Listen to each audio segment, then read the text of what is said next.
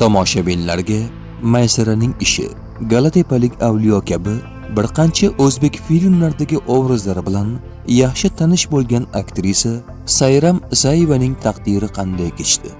Roligimiz davomida aktrisaning hayoti va ijodiga nazar tashlaymiz.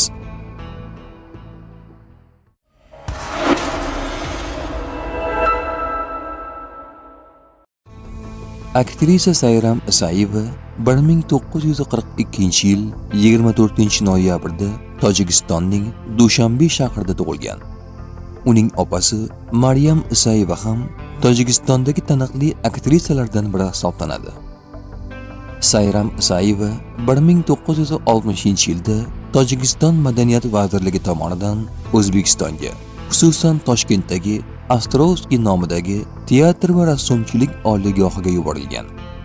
Aktrisa ushbu oliygohni 1964-yilda tamomlab, Toshkentda ko'p takliflar bo'lishiga qaramay, Tojikistonning Xo'jand shahridagi musiqali komediya teatrida ishlay boshlagan. Sayram Isayeva ushbu teatrda turmush o'rtog'i Islom Salomov bilan uzoq yillar ham aktrisa, ham rejissyor sifatida mehnat qildi. U kinoga 1966-yilda suratga olingan Laylak keldi yoz bo'ldi filmidagi Malika obrazi bilan kirib keldi. Shundan so'ng aktrisa birin-ketin Odamlar orasida yolg'iz filmida Nodira Begim, Birovlar baxtida Turdaxon, Orzular kamalagida Parizod rollarini ijro etdi.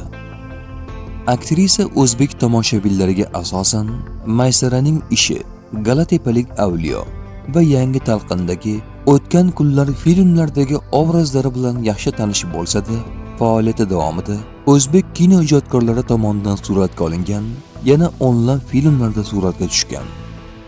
Sayram Isayeva 1971-yilda Tojikistonda xizmat ko'rsatgan artist, 1986-yilda esa Tojikiston xalq artisti unvonlari bilan taqdirlangan.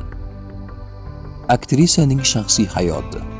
Sayram Isayeva teatrdagi hamkasbi, rejissyor Islom Salomov bilan oila qurgan.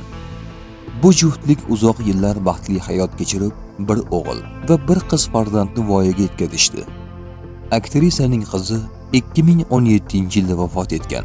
Turmush o'rtog'i Islom Salomov esa 2018-yilda olamdan o'tgan.